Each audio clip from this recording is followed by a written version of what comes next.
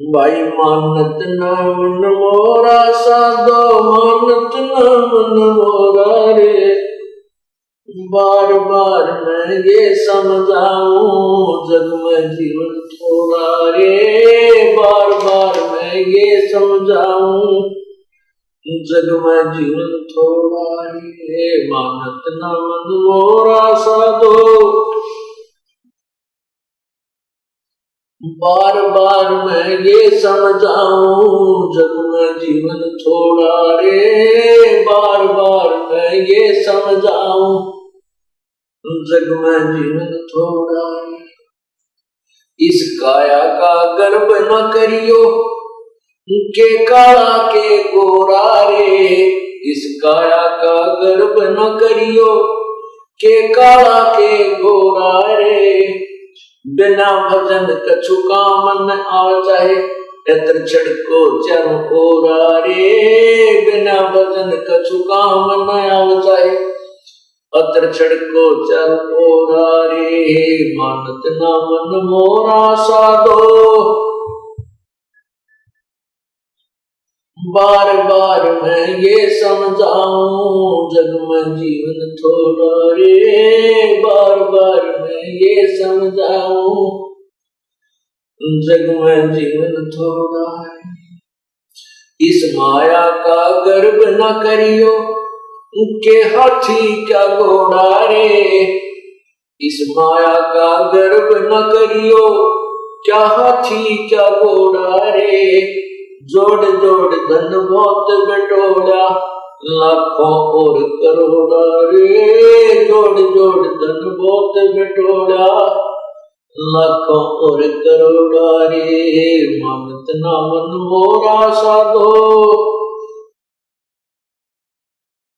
बार बार मैं ये समझाऊं जग में जीवन थोड़ा रे। बार बार मैं ये समझाऊं जग में जीवन थोड़ा। दुविधा दुर्मति चतुराई में जन्म गया नर तोरा रे। दुविधा दुर्मति चतुराई में जन्म गया नर तोरा रे। अब भी आने मिलो सत्संग में, करो गुरु ज्ञान पे गोरा रे। अब भी आने मिलो सत्संग में, करो गुरु ज्ञान पे गोरा रे। मानत न मन मोरा साधो, बार बार मैं ये समझाऊं जग में जीवन थोड़ा रे। बार बार मैं ये समझाऊं। भाई शरण पड़े ने गुरु संभाले, जानिक बालक भोला रे। गुरु शरण पड़े को गुरु संभाले, जानिक बालक भोला रे। कहे कबीर तुम चरण चित राखो, जो सोई मडोरा रे। कहे कबीर तुम चरण चित राखो, जो सोई मडोरा रे। मानत न मन मोरा साधो, बार बार मैं ये समझाऊं जग में जीवन थोड़ा रे। बार बार मैं ये समझाऊं जग में जीवन थोड़ा रे। क्या बताते हैं कि सत्संग में आने के बाद भी ये मन इधर उधर की सोच में ज्यादा ही उलझा रहता है। उसको याद दिला जाता है कि इस काया का गर्व न करिए, भाई के काला के गोरा रे।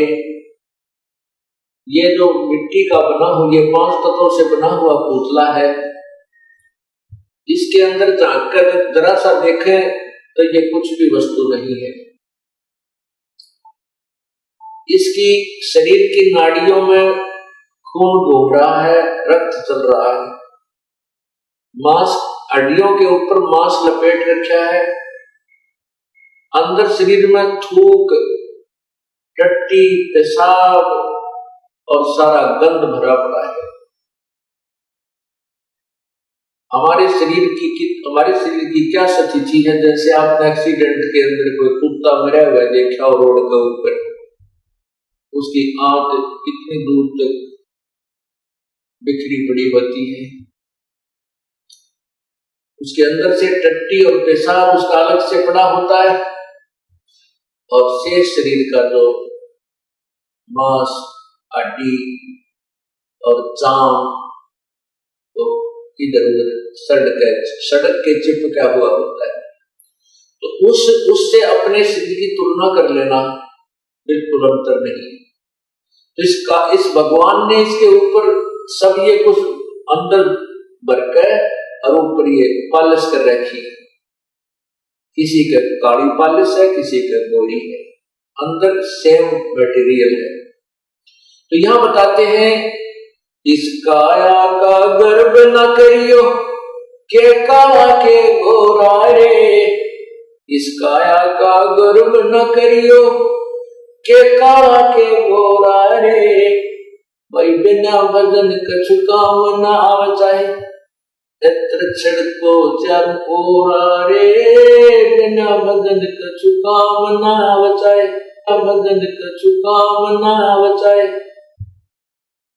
और इत्र छिड़को चार ओरा रे। इस शरीर के ऊपर कितना तो बढ़िया पाउडर छिड़क लो, कितना सुगंधित वस्तु तेल इसका मालिश कर लो, कोई बात नहीं, सफाई शरीर की आवश्यक होती है, नहाना है, साबुन ला लो, वो बात अच्छी है। लेकिन भगवान नहीं भजा, परमात्मा को याद नहीं किया, तो इस मिट्टी का कोई लाभ नहीं, ये व्यर्थ है।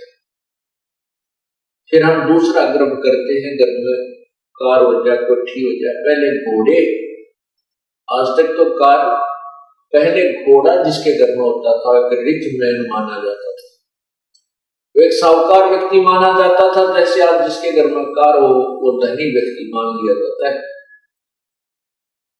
तो परमात्मा बताते हैं कि इस माया का गर्व ना करियो कि हाथी के घोड़ा रे, और जोड़ जोड़ जन बहुत बिटोड़ा, लाखों और करोड़ा रे। अब परमात्मा के नाम बिना यह जोड़ा जड़ा धन ऐसे व्यर्थ हो जाता है। कैसे? एक समय की बात है, अब देखो पुण्यात्माओं, जो हमारे अनुयायी हैं, जब से इस दास को आज्ञा हुई है परमात्मा की महिमा गुणगान करने की, उसी समय से सत्संग सुनते हुए आ रहे हैं। और सत्संग में वही बातें होती हैं जो प्रभु की महिमा की प्रतिदिन गाई और सुनाई जाती है, उन्हीं को बार बार सुनाया जाता है, उन्हीं के विषय में आपको प्रेरित किया जाता है, सावधान किया जाता है और परिचित कराया जाता है प्रभु की महिमा से। तो आपको प्रति बार, जितनी बार भी आप सत्संग सुनते हो और परमात्मा की महिमा कथाओं के माध्यम से सुनाई जाती है, यदि आपको वो अच्छी लगती है तो आप बहुत ही अच्छी भक्ति कर रहे हो, आपके अंदर परमात्मा की चाह है। अन्यथा क्या हो जाता है, जैसे हम प्रतिदिन खाना खाते हैं, रोटी आटा वही होता है और रोटी वही होती है। यदि आप स्वस्थ हैं तो वही रोटी, उसमें दाल सब्जी का थोड़ा बहुत फेरबदल हो जाता है। अगर दाल सब्जी ना हो और स्वस्थ हैं, समय पर आपको खूब भूख लगेगी, और समय पर जब आपको भूख लगी होगी तो सूखी रोटी हो, अचार मिल जाए तो भी अच्छा, नहीं तो पानी के साथ खाकर भी स्वादिष्ट लगती है, पेट भर दिया जाता है। यदि वो व्यक्ति बीमार हो जाता है, बुखार हो जाता है, और मलेरिया बुखार जिसको हो जाता है, उसने रोटी अच्छी ना लगती, उसको वो रोटी अच्छी नहीं लगती, कड़वी लगती है, मनुखा दाग से संतरा उसको बहुत ही कड़वा लगता है। न तो वो सेब कड़वी है, ना मनुखा दाग कड़वी है, ना रोटी कड़वी है। कड़वी उस बुखार ने उस पुण्यात्मा, उस भक्त की के शरीर की अवस्था को खराब कर दिया, जिसके कारण उसको मीठी वस्तु भी कड़वी लग रही। इसलिए तुलसी साहब कहते हैं, तुलसी पिछले पाप ते हरि चर्चा ना भावे, और जैसे जड़ के वेग ते वही भूत विदा हो जाए। जब हमारे ऊपर पाप कर्मों का दबाव बढ़ जाता है, बुखार बन जाता है, तो हमारे को परमात्मा की महिमा रूपी उनका दाग कड़वी लगती है, अच्छी नहीं लगती, स्वादती नहीं, रुचि नहीं बनती सुनने को, आनाकानी करता है। और जिस समय ये बुखार उतर जाता है, जिस समय उसका रोग बुखार जबर उतर जाता है, फिर वही व्यक्ति उन्हीं रोटियों को, चाहे लुखी मिल जाए, सूखी मिल जाए, नमकीन हो, सब्जी मिले चाहे ना मिले, उनको रुचि कर खा जाता है, क्योंकि वो स्वस्थ है। जिस प्रकार जबर उतरने के उपरांत स्वस्थ व्यक्ति सुबह शाम उन्हीं रोटियों को रुचि खाता है, उसके मन में रुचि नहीं बनती, तो वह स्वस्थ है। इसी प्रकार जिस समय आपके पाप कर्म सत्संग में आने से नरम हो जाएंगे, बदन शिवन से कम हो जाएंगे, आपको परमात्मा की चर्चा इतनी स्वादिष्ट लगेगी कि आप बेसब्रे हो जाओगे।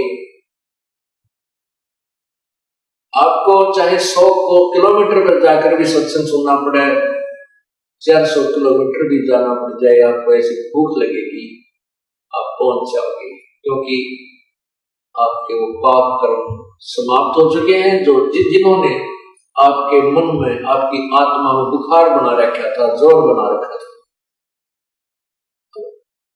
आप स्वस्थ हो गए, आपकी आत्मा स्वस्थ हो गई है। अब इसको राम नाम की चर्चा की भूख लगती है। तो जैसे भी जो भी प्रतिदिन खाना हम खाते हैं, प्रतिदिन अच्छा लगता है, तो हम स्वस्थ हैं। और जिस दिन अरुचि होगी, समझो बीमार हो जाएंगे। उसका ट्रीटमेंट क्या है, उसका उपचार क्या है? उपचार यही है कि उस रोग को खत्म करने के लिए कड़वी गोलियां ही खानी पड़ती है। गोलियां, दवाई, औषधि कड़वी होती है, और चाहे रुचि ना हो औषधि खाने की, कड़वी भी लगती हो, खानी ही पड़ती है। और कड़वी औषधि खाने से रोग कट जाता है। इसी प्रकार आपने कभी कभी सत्संग सुनते सुनते रुचि बन जाती है कि ये कथा तो हमने सुन रखी है, तो समझो आप बीमार हो गए।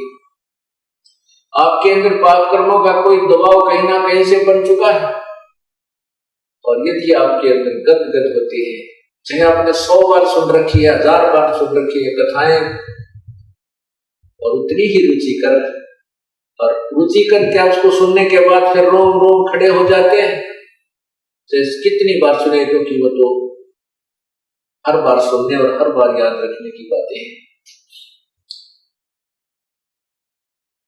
फिर आपकी भक्ति, आपका जो ज्ञान है वो स्वस्थ है, आप ठीक चल रहे।